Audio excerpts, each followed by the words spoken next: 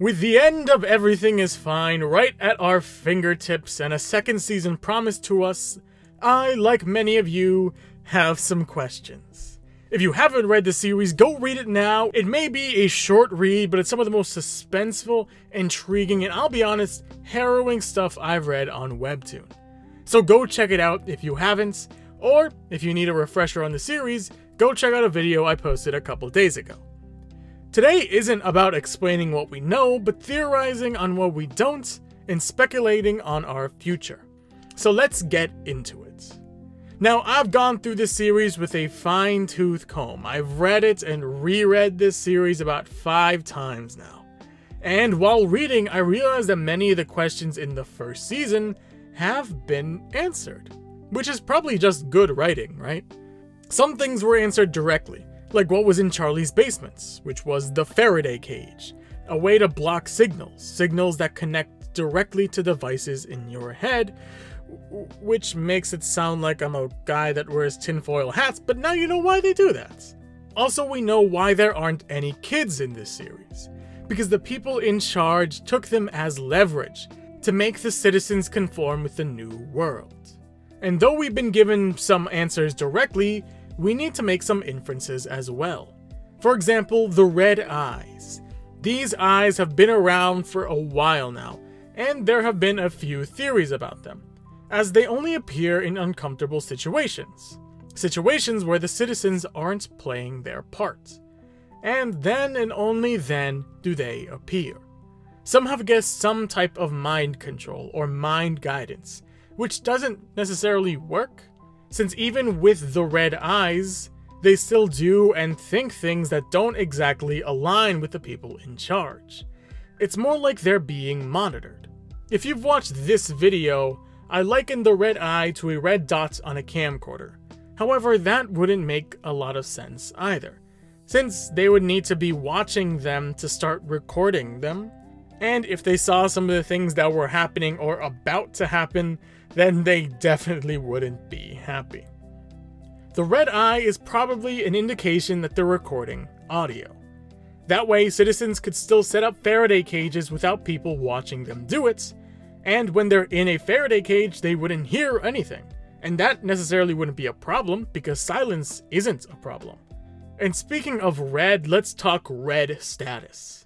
When a citizen is deemed a problem, an officer can change their status from normal to red, making them an outcast to society. If anyone interacts with them, or even talks about them, then they could as well be deemed red status. Our question was, what was happening during the event? What was happening when they became a red status? Because if you've seen Charlie, one of our main character's neighbors, go into red status mode, then you'll remember how terrifying it was.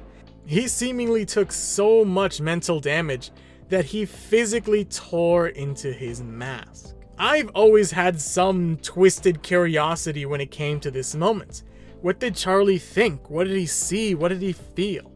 Well, it didn't take long to see what he saw. As when Linda and Bob, our main character's other neighbors, gain their red status, we see what Linda sees, as her children fall from an impossibly tall building, likely to their death. We also have something to believe that Charlie saw something similar to Linda and Bob, as when he started to scream, he screamed, "Honey, no." Honey, a term of endearment used on someone's child, like his daughter. Now, in my opinion, it's unlikely that they actually killed the children. These children likely play an important role in this society's future, that the people in charge are likely indoctrinating these kids into a new world order. That way they don't question a weird world where cat heads are on everyone and everything is being monitored and people can go to red status mode like instantly. But that brings us to Season 2, with 2 important factions going into this: the Rebellion and Lakeview. We've seen a bit of both in Season 1. Lakeview is mentioned a good amount of times. It's viewed as a high-class town that only the loyal and respected go to. And by loyal and respected, They mean those who are willing to snitch on their neighbor to get ahead. Linda and Bob were about to go to Lakeview because they ratted out on Charlie. But our main characters Sam and Maggie were able to frame their neighbors and take their spots. We also see that Lakeview is basically the next step in most people's lives. As we see at the end of the first season, large neighborhoods being burned down. And we hear that their neighborhood was next on the chopping block.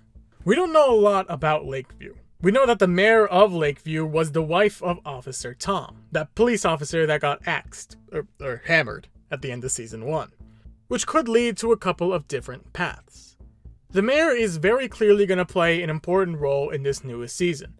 Think of her as the new Officer Tom, the new enforcer in this season, which could lead her to follow her husband's path.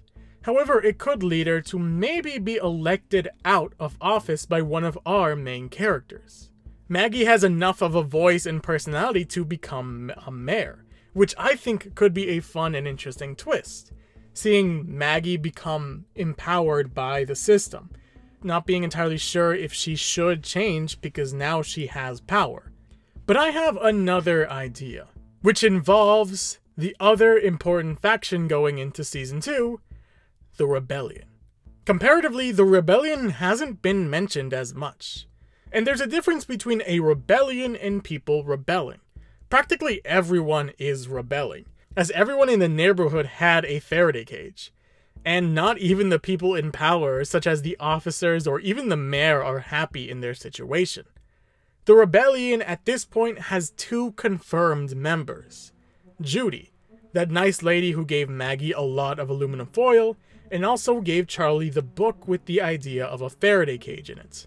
Which is also our other member, Charlie, the guy who went slightly insane. However, wouldn't it be an interesting thought if the mayor was part of that rebellion? The only thing we get about the location of the rebellion is that it's up in the north, like Lakeview. Also, while Judy is an important member of this rebellion, going around and recruiting members, she very clearly isn't in charge. They would need someone connected with the happenings of the world, or the government. Someone who couldn't easily be thrown away, someone like our mayor. But that's just my idea. What about yours? What do you think is going to happen in this newest season? Leave it in the comments below. But, like always, thank you for watching, and I hope I'll see you next week. Take care.